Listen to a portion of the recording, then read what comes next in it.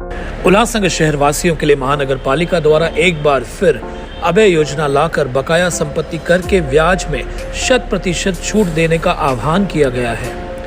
26 February से 3 मार्च तक इस योजना का लाभ शहर वासी उठा सकते हैं। इस वर्ष का ये अंतिम अभय योजना है, इसका मतलब लाभ जरूर उठाएं। मनपा आयुक्त अजीज शेख ने बताया कि इस योजना कि 3 मार्च को समाप्ति के बाद बकाया संपत्ति कर वालों के खिलाफ जब्ती की कार्रवाई की जाएगी।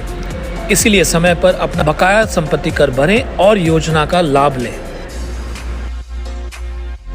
दुचाकीने जाणाऱ्या व्यापाऱ्याला भर रस्त्यात अडवून चाकूने वार करून 2.5 लाख रुपये घेऊन पोबारा करणाऱ्या एका चोरट्याला विठ्ठलवाडी पोलिसांनी अटक केली आहे। कॅम्प नंबर 5 परिसरात देवीदास चूग यांचं कपड्यांचा बिझनेस असून ते दररोज विनस चौक येथे बँकेत पैसे भरण्यासाठी जात असतात। 27 फेब्रुवारीच्या दुपारी विनस स्मशानभूमीजवळ 3 तरुणांनी दुचाकी जाणून बुजून मध्ये टाकून देवीदास यांना खाली पाडलं। त्यांच्याकडील 2 बॅगा त्यात 2.5 लाख रुपये होते। देवीदास यांनी चोरट्यांना प्रतिकार केला असता त्यांच्यावर चाकूने वार करण्यात आले। त्यानंतर हे चोरटे बॅग घेऊन दुचाकीवरून पसार झाले। या घटनेचं गांभीर्य लक्षात घेता विठ्ठलवाडी पोलिसांनी तात्काळ 2 टीम तयार करून सीसीटीव्ही फुटेज आणि गुप्त माहितीच्या आधारे 24 तासाच्या आत एका आरोपीला अटक केली आहे, तर 2 जणांचा शोध पोलीस घेत आहेत। सदर चोरट्यांकडून 10,000 रुपये आणि दुचाकी जप्त केली आहे। उर्वरित आरोपींचा शोध पोलीस घेत आहेत।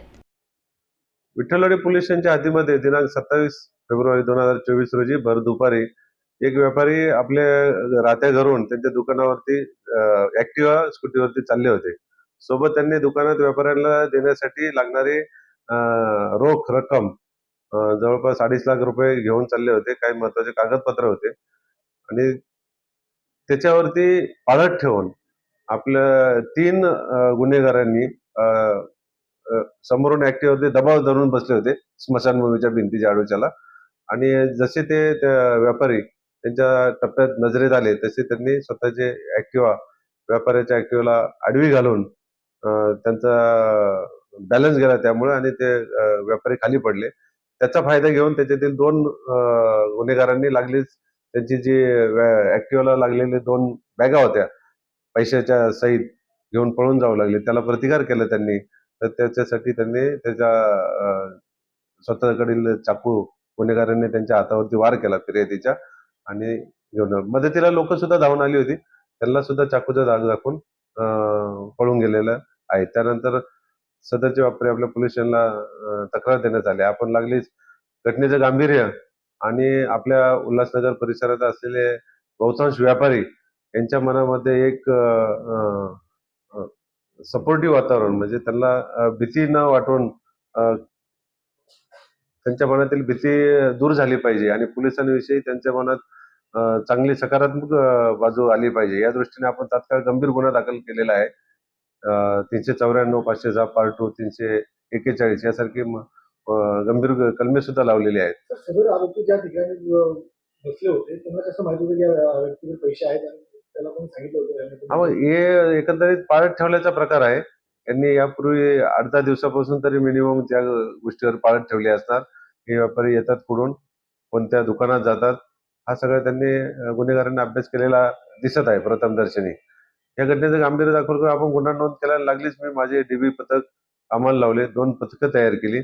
माननीय आपले पोलीस उपायुक्त सर डॉक्टर पठारे सर, आपले एसीपी सर अमोल कोळी सर यांनी त्याच्यामध्ये तात्काळ आम्हाला सूचना दिल्या। त्याप्रमाणे आपण CDR HDR मोबाईलचा जो आहे त्याच्यानुसार आणि सीसीटीव्ही कॅमेरे याचा अभ्यास करून लागली 24 तासाच्या आतमध्ये एका आरोपीला आपण ताब्यात घेऊन त्याच्याकडे चौकशी करून अटक सुद्धा केलेली आहे।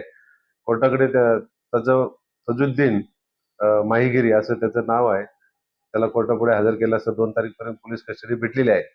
काही कॅश आपण रिकव्हर सुद्धा केलेली आहे आणि त्याचे जे पाहिजे आरोपी आहेत त्यांना सुद्धा आपण लवकरात लवकर अटक करणार आहोत। तर हे आरोपी कुठल्या दिशेने पलायन केलं होतं आणि त्यांच्याकडे रक्कम किती आढळून आली?